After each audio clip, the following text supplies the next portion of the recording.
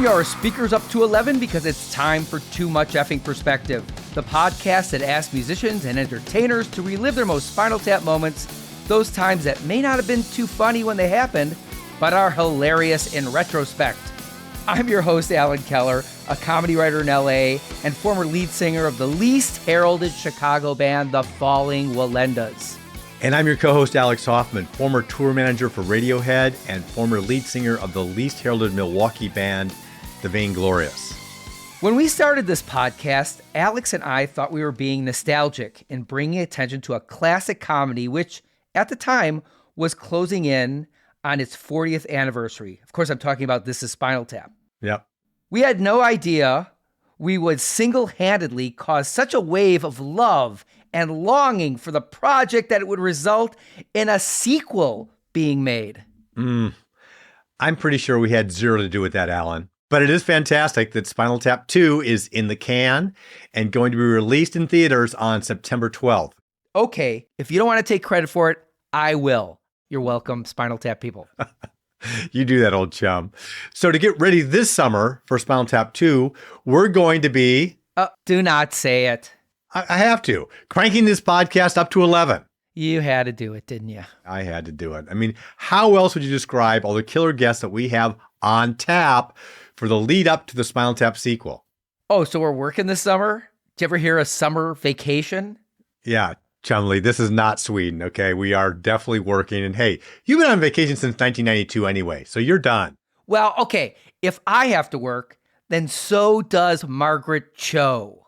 Yes, comedienne Margaret Cho will be joining us on the show to talk about, among other things, being a sex toy tester.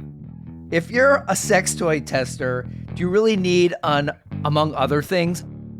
I was like Marge that tests the waistband of the Fruit of the Loom. Like, I would get all the sex toys before they would go to market. And I would say, like, well, maybe we should buy these. Maybe we should put these in our stores. Also working this summer, actor Ed Begley Jr., who, among other things, smoked a J with Charles Manson.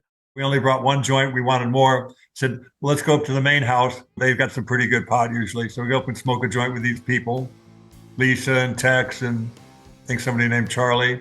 A year later, I called my friend James and said, did we smoke a joint with Charlie Manson? We sure as hell did. Again, if you hung out with Charles Manson, do you really need among other things? Yeah, I guess that alone should get people to tune in.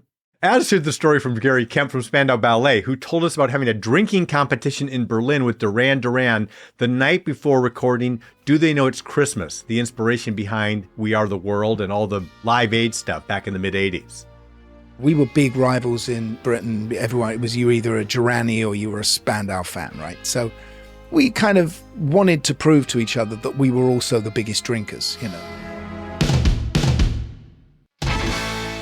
And putting an ill-advised political twist on the show, we're going to have a special episode with Donald Trump critic and impersonator extraordinaire J.L. Kovan, who is going to riff on how Trump would handle our tough questions about his Spinal Tap moments. Right. And unlike most of the Spinal Tap moments we share in the show, are not funny in retrospect, just to be clear about that. That's right. We set records in my first term, that was like to 10. And in my second term, we're going to 11.